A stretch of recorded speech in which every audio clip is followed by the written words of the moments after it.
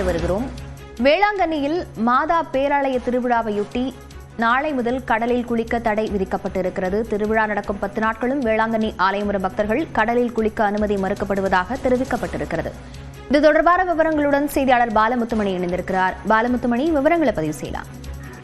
லாவண்யா, உலக புகழ்பெற்ற வேளாங்கண்ணி புனித ஆரோக்கிய அன்னை பேராலய ஆண்டு பெருவிழா ஆகஸ்ட் 29ஆம் தேதி, அதாவது நாளை கொடியேற்றத்துடன் துவங்கி 11 நாட்கள் வெகு விமர்சையாக நடைபெறும். இந்த திருவிழாவில் பங்கேற்பதற்காக தமிழகம் மட்டுமல்லாமல் வெளிநாடுகள் மற்றும் வெளிநாடுகளில் இருந்து ஏராளமான பக்தர்கள் வருகை தரக்கூடிய நிலையில அவர்களுடைய பாதுகாப்பு நலன் கருதி கடலில் குளிக்க தடை என்ற ஒரு உத்தரவு பிறப்பிக்கப்பட்டுள்ளது.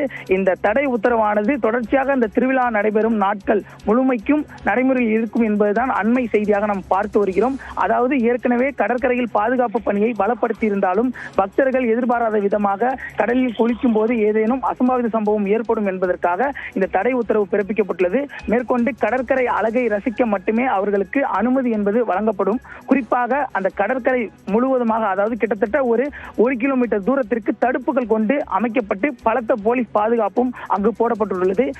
குறிப்பாக மாவட்ட ஆட்சியர் மற்றும் மாவட்ட காவல் கண்காணிப்பாளர் உட்பட அனைவர் தலைமையில் நடைபெற்ற ஆலோசனை கூட்டத்திலும் அந்த தடை உத்தரவானது அறிவிக்கப்பட்டு தற்பொழுது அது அமலுக்கு கொண்டு வரப்படுகிறது.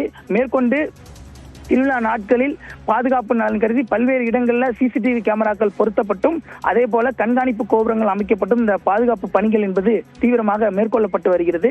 குறிப்பாக தற்பொழுது கடலில் தடையை மீறி யாரேனும் குளிக்க முற்பட்டால் அவர்களை உடனடியாக அப்புறப்படுத்த வேண்டும் என்பதற்காக ரோந்து பணியும் பலப்படுத்தப்பட்டுள்ளது. லாவண்யா, விவரங்களுக்கு நன்றி பாலமுத்துமணி.